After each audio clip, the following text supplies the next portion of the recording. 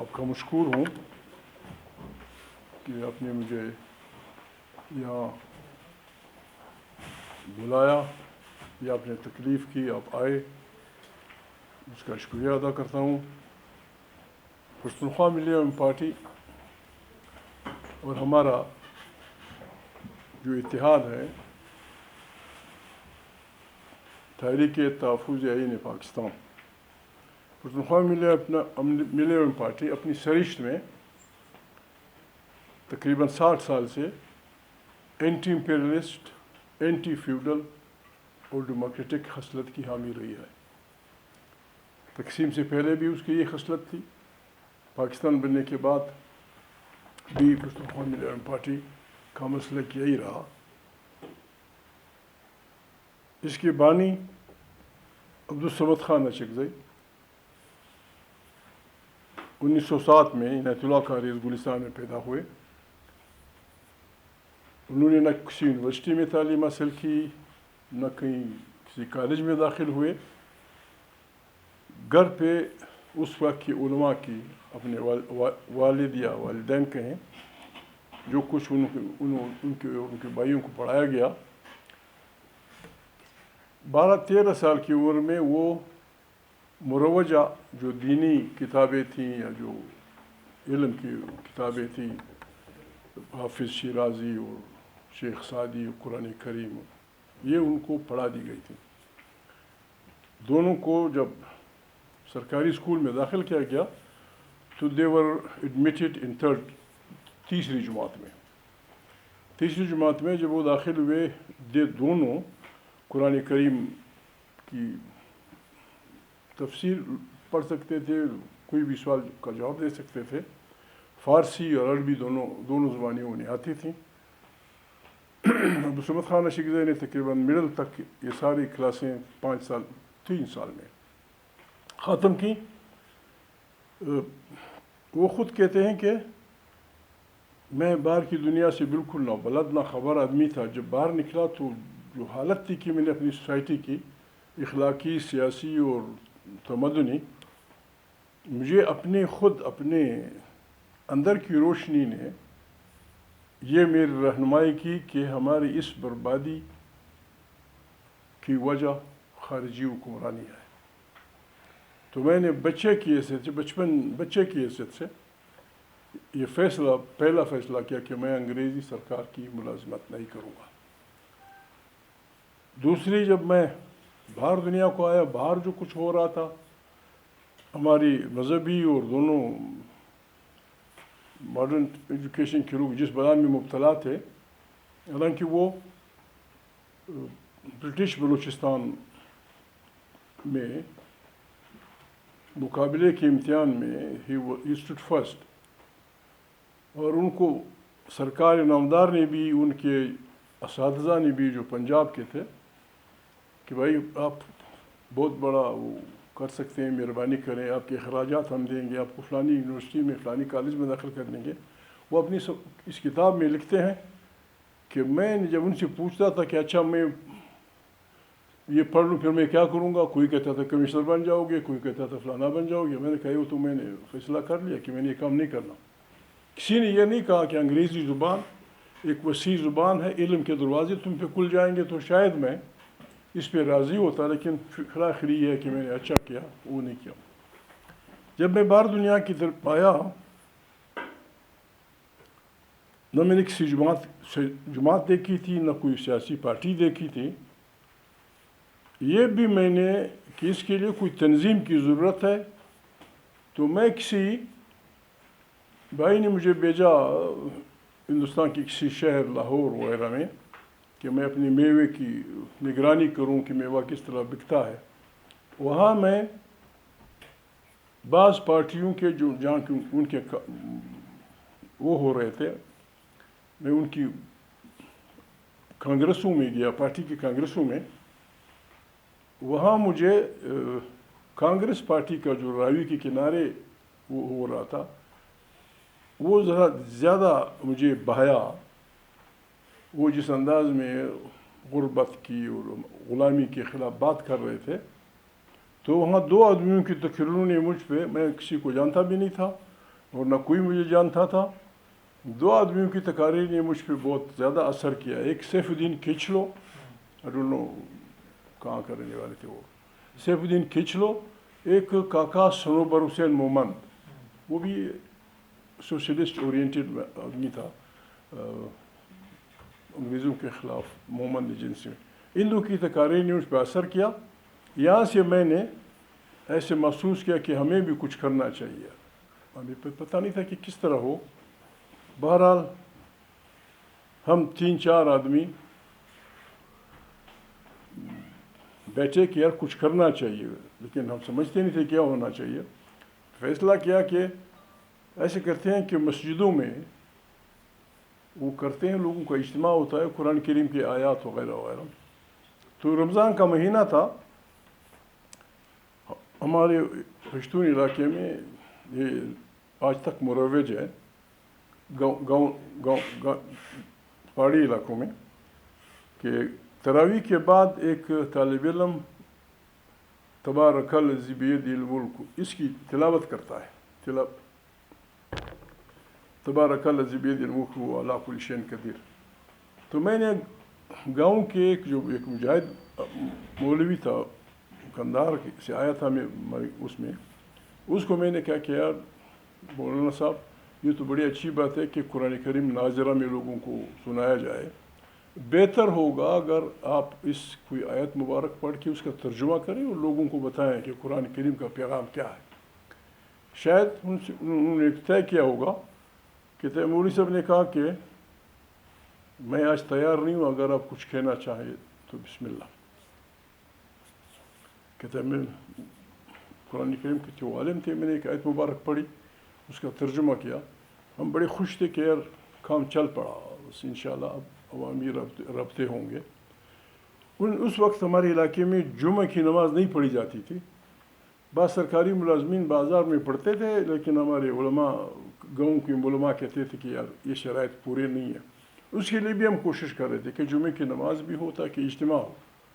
میں اس دن چلا آیا کوئٹہ بات کر کے، بڑا خوش تھا. وہ 3-4 ساتھی تھے، بڑا خوش تھا کہ کام چل پڑا انشاءاللہ. سمجھ نہیں آ رہی تھی کچھ تو کرنا تھا. لیکن جب میں کوئٹہ آیا، رات گزاری، ایک دن جب میں واپس گاؤں آیا تو پتہ چلا کہ کوئٹہ کا سپرڈنٹ پولیس اور اس وقت کا ڈپٹی کمشنر یا جو کہتے ہیں پولیٹیکل ایجنٹ، وہ گاؤں پہنچ چکے تھے کہ رات کو کیا ہوا تھا مسجد میں. کہتے میں حیران رہا کہ پپا اتنی دور گاؤں، کوئٹہ سے 50-60 میل دور، ہماری مسجد، ہم اپنے گاؤں کو، علاقے کو جاسوسوں سے پاک سمجھتے تھے، اور ہمیں یہ اندازہ نہیں تھا کہ انگریزی سامراج کا کتنا خطرناک نظام ہے جاسوسی کا. کہتے لوگوں نے کہا تھا کہ عبدالصمد نے قرآن کریم کی آیت پڑھی تو ترجمہ کی. کہتے ہیں یہ تو ملا کا کام ہے، وہ مولوی کا. کہ گاؤں والوں نے کہا کہ وہ ملا بھی ہے. میرا ماتھا ٹنکا کہ یار ان کا نظام انٹیلیجنس مضبوط ہے، ان حالات میں آگے بڑھنا کیسے ہوگا. دوسرے دن مجھے بلایا گیا ڈپٹی کمشنر، کہتے ہیں کوئی بلا رہا ہے، میں اس کتاب میں ذکر ہوگا. میں گیا تو ہمارا پولیٹیکل ایجنٹ ہمارے تحصیل میں بیٹھا تھا. کرسی ایک تھی. تحصیلدار کو بولا تم جاؤ کرسی لے آؤ. مجھے کہا کہ محمود عبدالصمد، میں جب جوان تھا تو میں سوشلسٹ تھا، میں انگریز ہوں. جب کہ میں ملک کے لیے میں کچھ کر سکوں، ان علاقوں میں اگر کسی کو سیاست کرنی ہے تو ایسے لوگوں کو کرنی ہے جن کا کوئی بیک گراؤنڈ ہو. لیکن موجودہ حالات میں ہم کسی بھی قیمت پر ان علاقوں میں پولیٹیکل ایکٹیویٹی قطعاً برداشت نہیں کریں گے. میں نے کہا اس سے میں کہا میں تو انسانوں کی بنیادی بیسک ہیومن رائٹس، علاج، معالجہ، جو کچھ ہے، تم سیاست کی تیاری کرنا چاہتے ہو، مرضی آپ کی، آرام سے بیٹھتے ہو، ورنہ پھر ہمارے لیے سوائے اس کے. پھر مجھے کہا کہ میں نہیں بھیجوں گا تجھے جیل. آپ کے جیل کا ممبر لے کے آئیں گے کہ اس کو جیل بھیج دو. میں نے کہا بسم اللہ. ٹھیک. اس نے کہا کہ یس ویل عبدالصمد گڈ بائے. ہاتھ ملایا, میں چل پڑا. بس یہ جب آیا تو پھر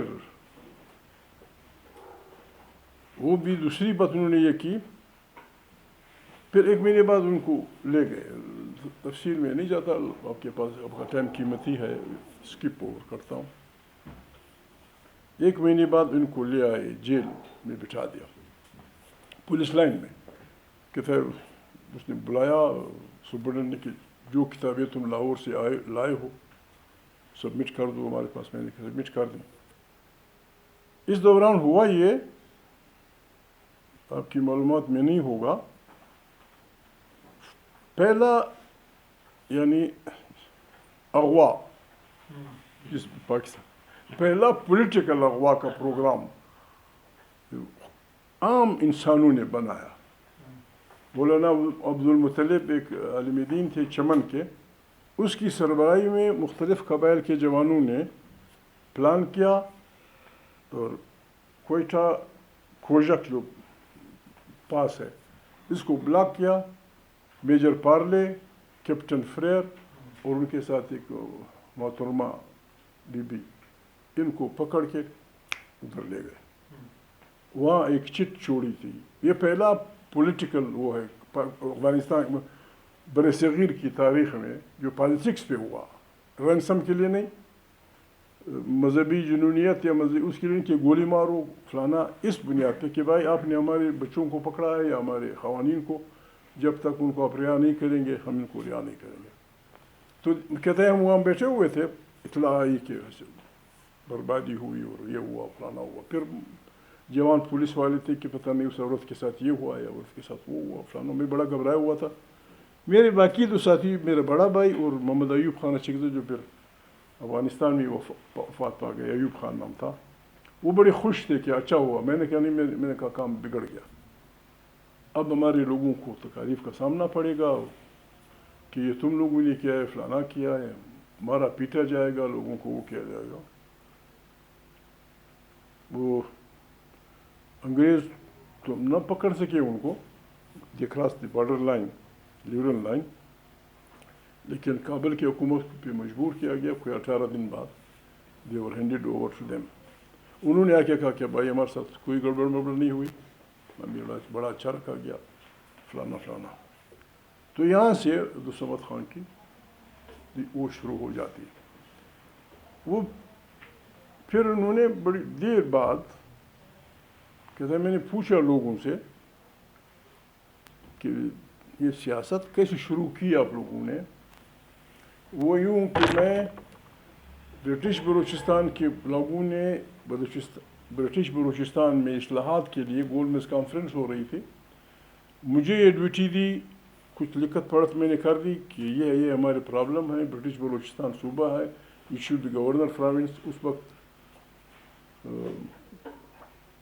پشاور بھی چیف کمشنر کا صوبہ تھا, سندھ بمبئی کا حصہ تھا, صوبے نہیں بنے تھے. تو مجھے وہاں بھیجا گیا کہ گاندھی جی والوں سے جا کے مل لو. میں گاندھی کو نہ جانتا تھا نہ کبھی ملا تھا. احمد آباد میں کوئی سلیمان خیل فروٹ کمیشن ایجنٹ تھا, اس نے کہا کہ وہ احمد آباد آ رہا ہے. تو میں نے جا کے سلیمان خیل کے ذریعے گاندھی جی سے پہلے ملاقات. کہا میں یہ آپ کے پاس آیا ہوں, یہ فلانا ہے. اس نے کہا کہ میں فلانی دن جا رہا ہوں. یہ عجیب اتفاق ہے کہ پچھلی دفعہ میں جا رہا تھا تو ایک دوسرا خان میرے ساتھ تھا, اس دفعہ آپ ہیں. میں نے کہا کون سا خان؟ کہتا ہے غفار خان. کہتا ہے میں ان سے بھی نہیں ملا تھا. میں احمد آباد سے ہم گئے بمبئی میں, کسی ہندو نے ان کا گھر دیا تھا, وہاں ان کے بیٹے کے ساتھ ٹھہرا رہا. پھر 3 دن بعد انہوں نے کہا عبدالغفار خان باچا خان آ رہے ہیں, جا کے ریسیو کرو. تو پہلی ملاقات میری عبدالغفار خان سے, جو مجھ سے عمر میں تقریباً باپ بیٹے کا فرق وہ ہے, بڑے تھے. میرے کمرے میں جا کے میرے ساتھ ٹھہرے. وہاں میں نے ان سے پوچھا کہ باچا خان آپ لوگوں نے یہ اجتماع, اس کا طریقہ کیا, مطلب وہ مجھے میں مطمئن نہ کر سکے یا میں نہیں سمجھ سکا کہ کس طرح ہوتا ہے. پھر میں نے بات فیصلہ کیا کہ بابا جس طرح تبلیغ والے کرتے ہیں, جہاں کوئی ملتا تھا السلام علیکم جی, یہ انگریز, یہ سامراج, یہ فلانا, یہ فلانا. کافی ٹائم ضائع ہوا. 1938 میں انہوں نے بلوچستان میں پہلا اخبار استقلال کے نام سے, میں اس کی پور کرتا ہوں, استقلال کے نام سے کیا, اور ایک پارٹی بنائی انجمن وطن. انجمن وطن پارٹی, اس میں یہ تھا کہ مذاہب کے درمیان ہم آہنگی, ماڈرن ایجوکیشن, اسلام کی تعلیمات, ایک چوتھا اور, یہ ان کے وہ تھے.